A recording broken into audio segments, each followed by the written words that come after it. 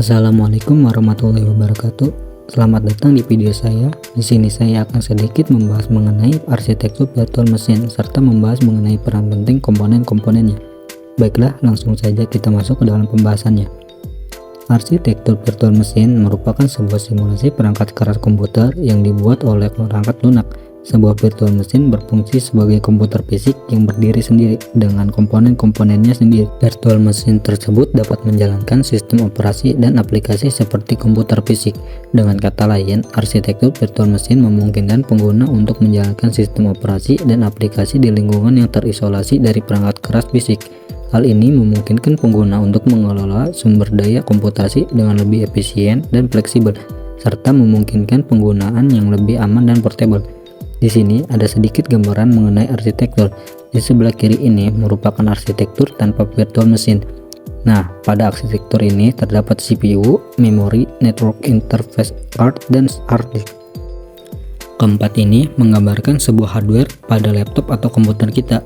Kemudian laptop atau komputer kita ini akan diinstal yang namanya sebuah operating system yang di dalamnya akan diisi dengan sebuah aplikasi.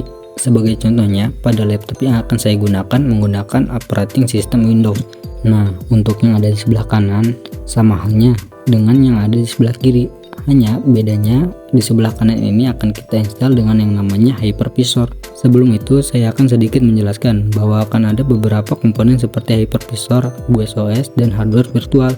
Hypervisor ini merupakan aplikasi untuk menjalankan virtual machine. Secara penjelasannya, hypervisor adalah perangkat lunak atau perangkat keras yang memungkinkan beberapa sistem operasi untuk berjalan secara virtual di atas satu set fisik hardware yang sama.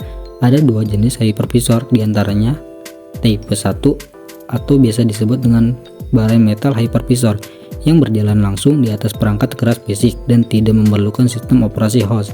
Tipe 2 hosted hypervisor yang berjalan di atas sistem operasi host dan membutuhkan lapisan antara hypervisor dan hardware fisik.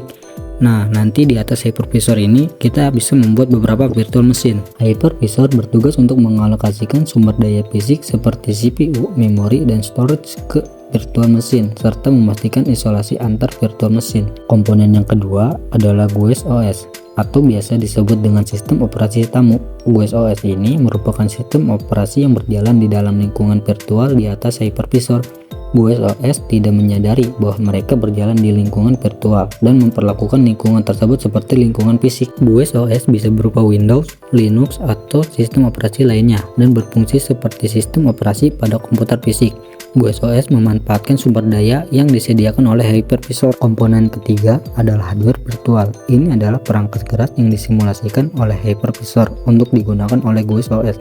Hardware virtual adalah kumpulan perangkat keras fisik yang dipetakan ke dalam virtual machine. Dengan hardware virtual ini, setiap virtual machine merasa seolah-olah mereka menggunakan perangkat keras fisik sendiri. Setiap komponen ini bekerja sama untuk menciptakan lingkungan virtual yang memungkinkan beberapa sistem operasi berjalan secara bersamaan di atas satu set fisik hardware. Hal ini memungkinkan penggunaan sumber daya yang lebih efisien dan isolasi yang lebih baik antara aplikasi dan sistem operasi yang berjalan di dalamnya. Jadi intinya ini adalah sebuah gambaran untuk virtual machine.